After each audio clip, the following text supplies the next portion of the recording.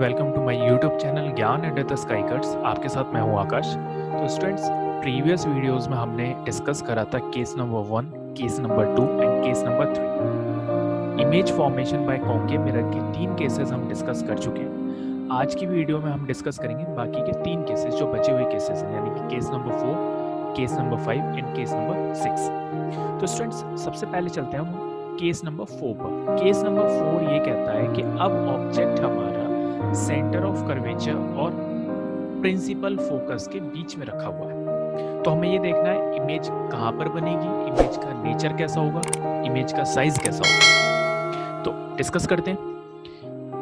Object हमारा रखा हुआ है स्टूडेंट्स, जैसा कि हम देख सकते हैं सेंटर ऑफ कर्वेचर और फोकस के बीच में रखा हुआ है। ये हमारा ऑब्जेक्ट है AB। तो ये रे निकल रही है, रे किसके पैरेलल है, ये हमारी हमें पता है प्रिंसिपल एक्सिस है। ठीक है स्टूडेंट्स, ये हमें पता है, ये हमारी प्रिंसिपल एक्सिस होगी। ये मैं लिख देता हूँ, ये हमारी प्रिंसिपल एक्सिस है। और ये जो AB है ये हमारा ऑब्जेक्ट है। ठीक है स्टूडेंट्स, और ये जो A' B' है ये हमारी इमेज है। तो स्टूडेंट्स, अब ऑब्जेक्ट हमारा सेंटर ऑफ कर्वेचर और फोकस के बीच में रखा हुआ है। ये हमारा ऑब्जेक्ट रखा हुआ है AB।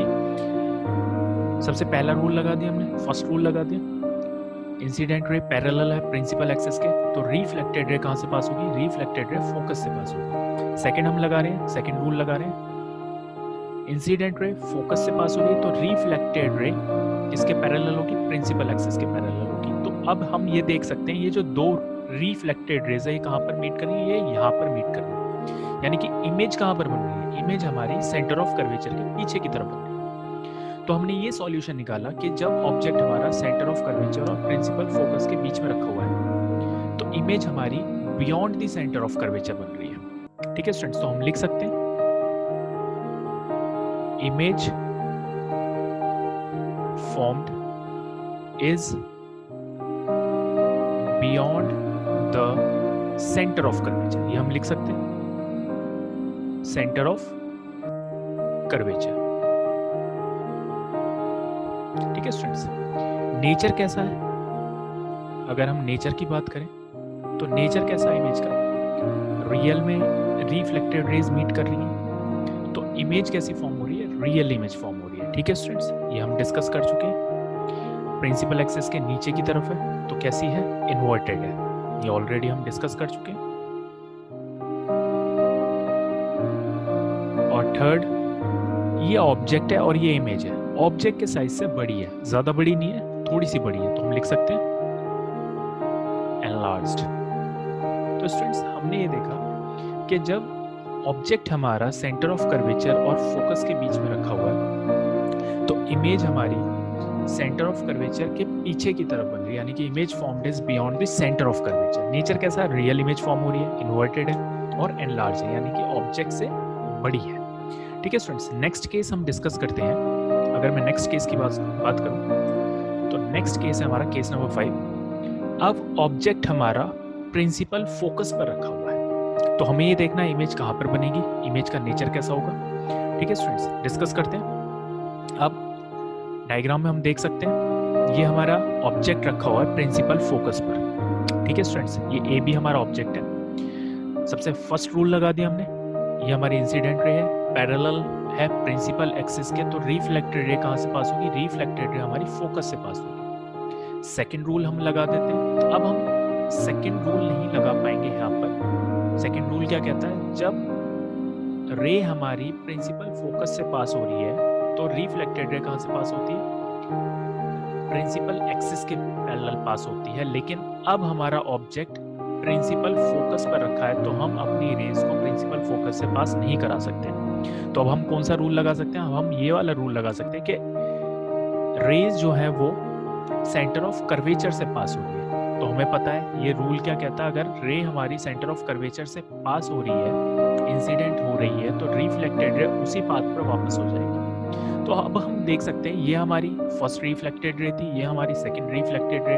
तो अब हम ये देख सकते हैं ये जो दोनों रिफ्लेक्टेड रे हैं X और Y, ये नाम दे रखा है, X हमारी पहली रिफ्लेक्टेड रे और Y हमारी सेकंड रिफ्लेक्टेड रे, तो ये कहीं ना कहीं इन्फिनिटी पर जाके मीट करेगी। तो इमेज कहाँ पर फॉर्म होगी? हमारी इमेज फॉर्म होगी इन्फिनिटी पर। और आप देख सकते हैं अगर ये इन्फिनिटी पर जाके मीट होंगी तो इमेज बहुत ज़्यादा बड़ी होके बनेगी, ऑब्जेक्ट के साइज से बहुत ज़्यादा बड़ी होके बनेगी। तो हमें एक पॉइंट मिला, एक सॉल्यूशन मिला।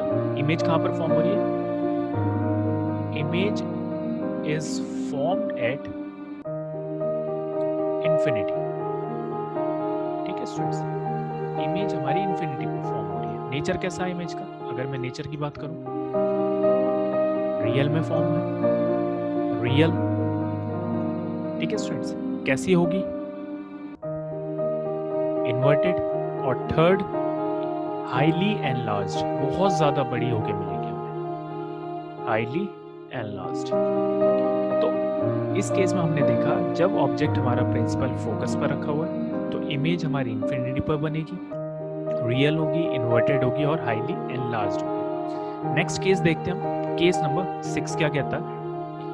केस नंबर 6 की बात करूं, अब ऑब्जेक्ट हमारा प्रिंसिपल फोकस और पोल के बीच में रखा हुआ है। ये हमारा पॉइंट P हो जाएगा, ये हमारा पोल है, ये पॉइंट P हो जाएगा। तो अब ऑब्जेक्ट हमारा प्रिंसिपल फोकस और पोल के बीच में रखा हुआ है। तो वही रूल लगाते हैं। फर्स्ट, इंसिडेंट रे हमारी पैरेलल है प्रिंसिपल एक्सिस के, तो रिफ्लेक्टेड रे कहाँ से पास हो रही है देख सकते हैं स्टूडेंट्स, फोकस से पास हो रही है। ठीक है स्टूडेंट्स, सेकेंड हमने लगा दिया है कि इंसिडेंट रे हमारी सेंटर ऑफ कर्वेचर से पास हो रही है, तो रिफ्लेक्टेड रे इसी पाथ पर वापस हो जाएगी। अब हम देख सकते हैं ये हमारी फर्स्ट रिफ्लेक्टेड रे, ये हमारी सेकंड रिफ्लेक्टेड रे, तो हम ऐसा एज्यूम कर सकते हैं कि कहीं ना कहीं पीछे जाके मीट करेंगे। हम इसमें इमेजिन कर रहे हैं, एज्यूम कर रहे हैं कि कहीं ना कहीं पीछे जाके मीट करेंगे, क्योंकि अगर हम इधर की बात करें, रियल में बात करें, तो रियल में कभी मीट नहीं करेंगे। आप देख सकते हैं बहुत ज्यादा ब्रॉडनेस है इन दोनों के बीच में, लेकिन हम ऐसा एज्यूम कर सकते हैं कि ये कहीं ना कहीं मिरर के पीछे जाके मीट करेंगे। तो ये देख सकते हैं आप, हम एज्यूम कर रहे हैं, हम इमेजिन कर रहे हैं, तो ये इस पॉइंट पर मीट कर रहे हैं, तो इस पॉइंट पर हमारी ये इमेज मिल रही है। ये हमारा ऑब्जेक्ट था, ये हमारा ऑब्जेक्ट था। ठीक है स्टूडेंट्स, और ये हमारी क्या है? ये इमेज है हमारी। तो हम ऐसा एज्यूम कर रहे हैं कि ये जो दो रिफ्लेक्टेड रेज हैं ये कहीं ना कहीं पीछे जाके मीट करेंगी, तो यहाँ पर हमारी इमेज फॉर्म होगी। ठीक है स्टूडेंट्स, तो हमने क्या पता लगाया? Image is formed behind the mirror, behind the mirror. ठीक बिल्कुल वैसे ही जैसी हमारी इमेज मिलती है हमें प्लेन मिरर के केस में। ठीक है स्टूडेंट्स, नेचर कैसा होगा? अब नेचर की बात करते हैं। नेचर कैसा होगा? इमेज को हम एज्यूम कर रहे हैं, इमेजिन कर रहे हैं कि इमेज पीछे जाके बनेगी। रियल में ये रिफ्लेक्टेड रेज मीट नहीं कर रही है, ये आप देख सकते हैं। रियल में रिफ्लेक्टेड रेज मीट नहीं कर रही, हम एज्यूम कर रहे हैं कि कहीं ना कहीं जाके मीट करेंगी। तो इमेज जो फॉर्म होगी वो हमारी कैसी होगी? वर्चुअल। हम ये ऑलरेडी डिस्कस कर चुके हैं, रियल क्या होता है, वर्चुअल क्या होता है। सेकंड, प्रिंसिपल एक्सिस के ऊपर की तरफ बन रही है, तो मैं बता चुका हूं जब प्रिंसिपल एक्सिस के ऊपर की तरफ अगर इमेज बनेगी तो वो कैसी होगी? इरेक्ट। तो हम लिख सकते हैं इरेक्ट। थर्ड, ये हमारा ऑब्जेक्ट है, ये हमारी इमेज है, दोनों के साइज आप देख सकते हैं, ऑब्जेक्ट का साइज कितना और इमेज का साइज कितना है। तो यहाँ पर इमेज हमें बड़ी होकर मिल रही है, यानी कि एनलार्ज्ड। तो स्टूडेंट्स, हमने देखा जब ऑब्जेक्ट हमारा प्रिंसिपल फोकस और पोल के बीच में रखा है तो इमेज जो मिल रही है हमें वो मिरर के पीछे की तरफ मिल रही है। इमेज का नेचर कैसा है? वर्चुअल है, इरेक्ट है और बड़ी होकर मिल रही है। ठीक है स्टूडेंट्स, अब जितने भी केसेस हमने पढ़े हैं उन्हें टेबुलर फॉर्म में देख लेते हैं। ये सारे केसेस हम डिस्कस कर चुके हैं। ये देखिए, जब ऑब्जेक्ट हमारा इन्फिनिटी पर था, इमेज हमें कहाँ मिल रही थी? फोकस पर मिल रही थी, छोटी होके बहुत छोटी पॉइंट साइज मिल रही थी, रियल और इन्वर्टेड थी, ये हमें पता है। बियॉन्ड सी थी, तो कहाँ पर मिल रही थी हमें?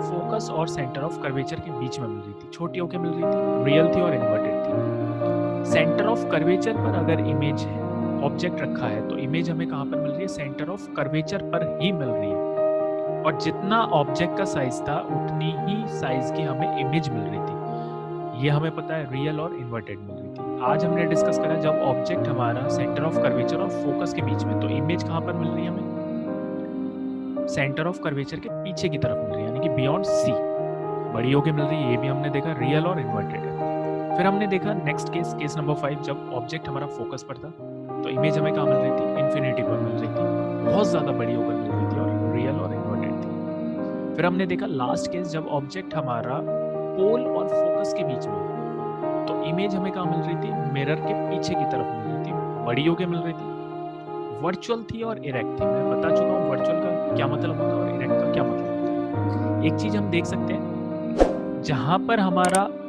ऑब्जेक्ट था, जहां से हमारा ऑब्जेक्ट आया था, वहां पर ही हमारी इमेज जा रही है। ये देख सकते हैं, ये देख सकते हैं कि ऑब्जेक्ट हमारा इन्फिनिटी से आया था, इमेज भी हमारी कहां पर जा रही है, इन्फिनिटी पर जा रही है। ठीक है स्टूडेंट्स, तो ये टेबुलर फॉर्म आपको हेल्प करेगी, ये जरूर बनाएं, अपनी कॉपीज में, अपनी नोटबुक्स में बना लें। बहुत इजीली आप इन चीजों को लर्न कर सकते हैं। तो आज की वीडियो में हमने देखा जो बाकी के 3 केसेस थे, केस नंबर 4, केस नंबर 5 और केस नंबर 6।